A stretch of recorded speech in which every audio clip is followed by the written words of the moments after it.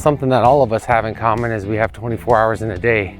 How you choose to use it is up to you. And so for me, especially in habit shaping and say building a routine, I really look at my schedule and see when I can fit things in that are beneficial for my health. And so this daily walk, like I said, is one of the most important things. And there's a few times in the day I can get it in. And the one that I know I have the most control over, say in terms of, just other things coming up or say stuff at home, it's during my lunch hour during the week. And that's something that, it can get disrupted, but then I have later on to fit it in. So when you're looking to say, add something in, that's something to take into account is your environment and how much control you have within it, because I know there's this element where we want to control our environment, but we don't always have that, especially say, as a husband, a father, a worker, a friend. There's a number of things to do every day in a busy day. So I just have to be, aware and make sure to not just plan it, but to figure out how to fit it in.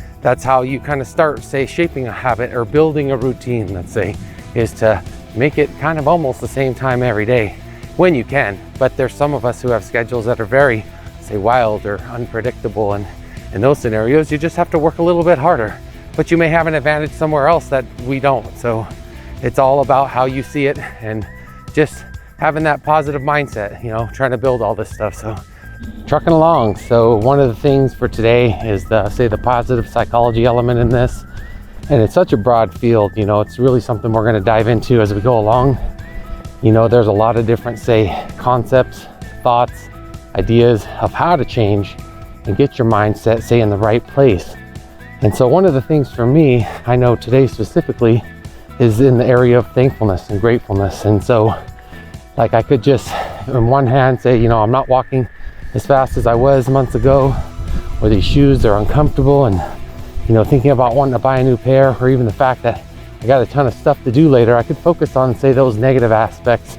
But what I try and do instead is think about, it's nice to be out on a decent day here in December where I can, have a light jacket and just kind of enjoy some time out and kind of get this time, so, and actually going beyond that, it's actually how I start every single morning. And that's right as I get out of bed, just being thankful for another day, another opportunity, God giving me a chance to just go, say, live my life and enjoy it and make sure to, use it as a learning opportunity for the next. So a lot of different ways that you can incorporate, say, thankfulness overall, just focusing maybe on the blessings and less on the, the things that we don't have, because that's what happens, say, in our cultures. We try to think about that which, we're trying to get or obtain, rather than just really looking at and reflecting on what, we have been given.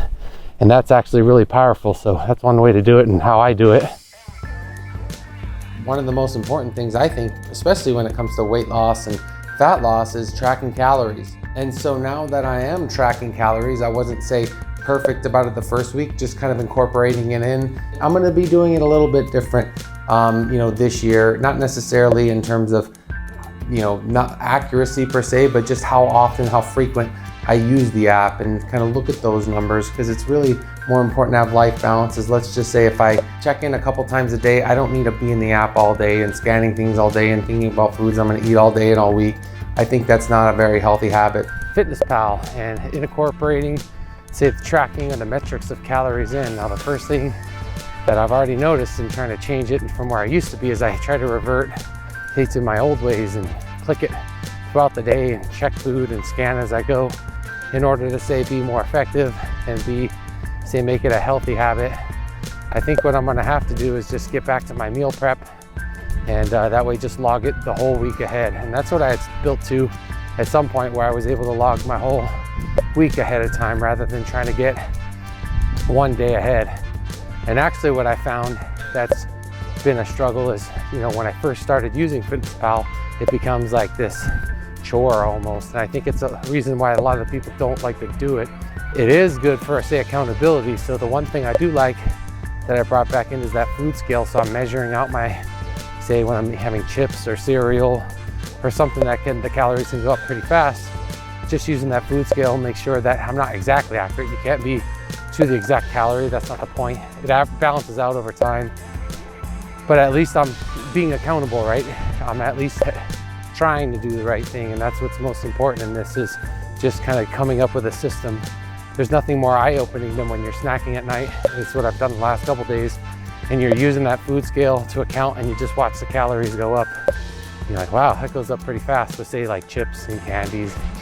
And yes, I've been having those things. It's not that I'm forbidden from them, just understanding that you need to change it instead of just, you know, just giving in and saying, oh well, nothing I can do about it. There's everything I can do about this. It's my choice. I have a vacation coming up this weekend, so I can't be too strict with this right now. I'm not gonna travel with a bunch of meal prep.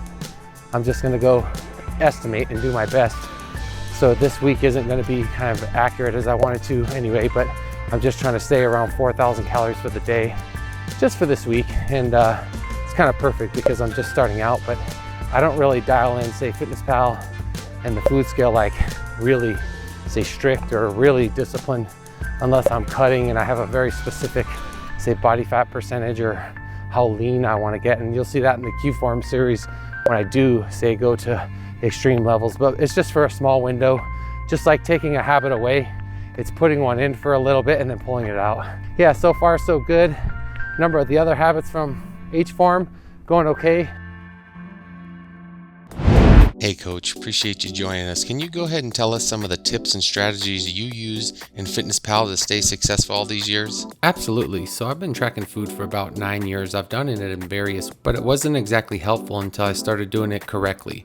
And by that I mean using a food scale, putting it in my diary, making sure I stayed accountable each day and each meal and anything that I would put in my mouth. So that's kind of the hardest part, is really just sticking to that. And there's a number of reasons why I do it that way. So when I want to lose weight, the first thing I need to know is the overall calories, and then I can put macros as a secondary. But to me, calories are kind of the overall focus when you want to lose weight, because you need to be in a calorie deficit to lose fat. So if you aren't putting in accurate information, it's like something I've always been told: garbage in, garbage out.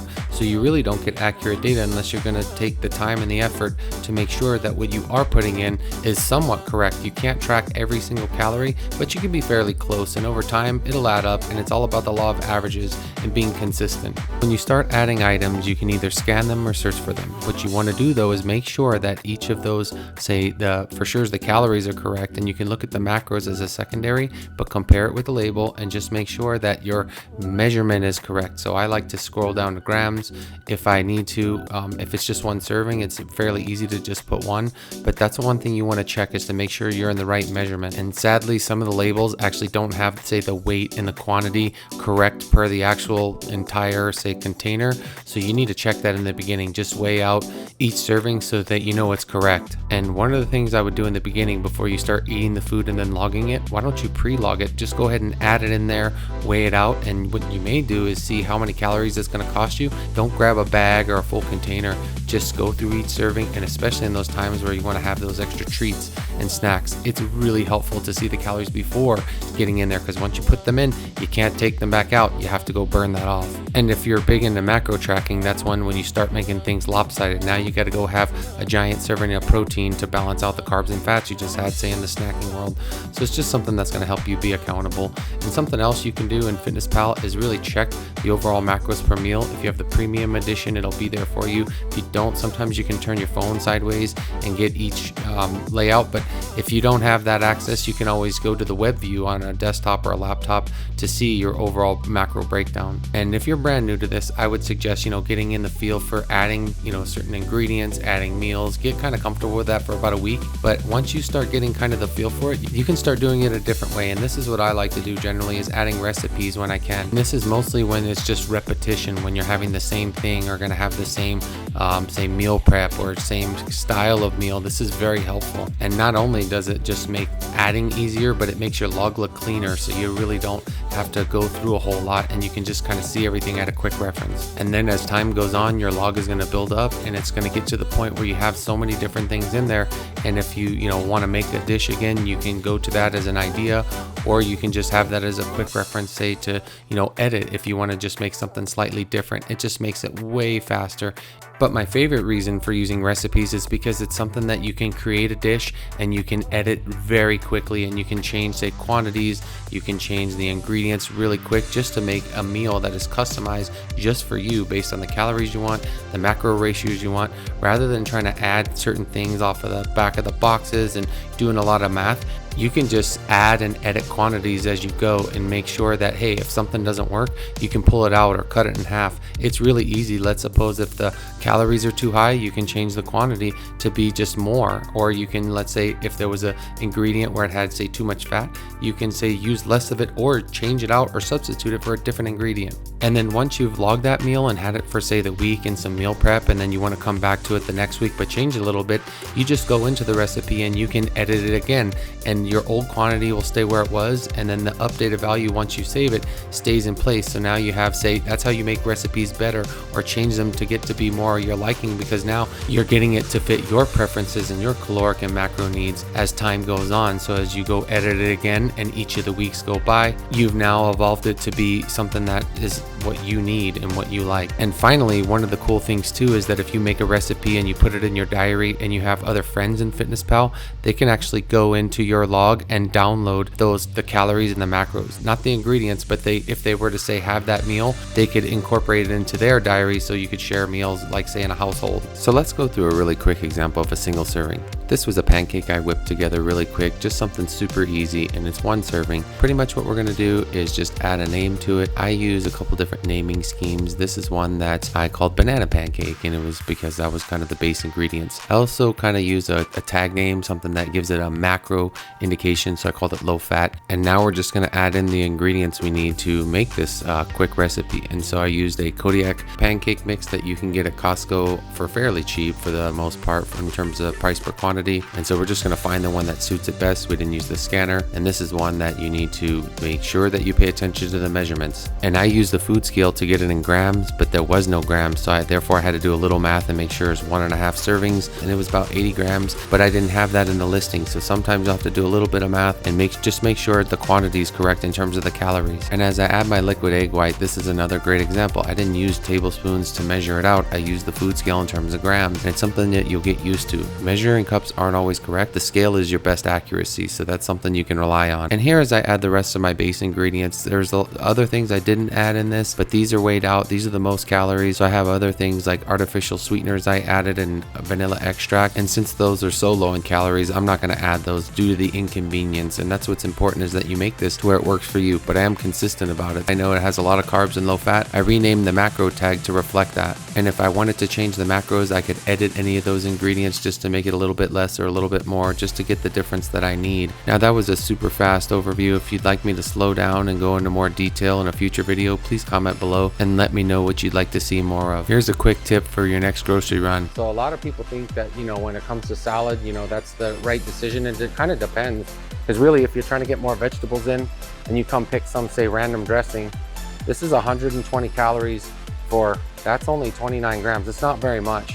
So there's a lot of this stuff that you got to be wary of, when you're trying to save on calories. And there's substitutes, there's lower calorie versions. It just really depends.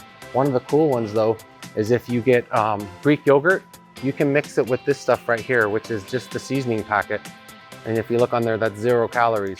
So if you like the flavor of ranch, there's a number of ways to make it. So in this instance, I was making a turkey wrap, kind of a turkey melt. I wanted to have some ranch dressing with it, and I grabbed some Greek non-fat yogurt, about 90 calories. It's got some protein in there, which is fantastic.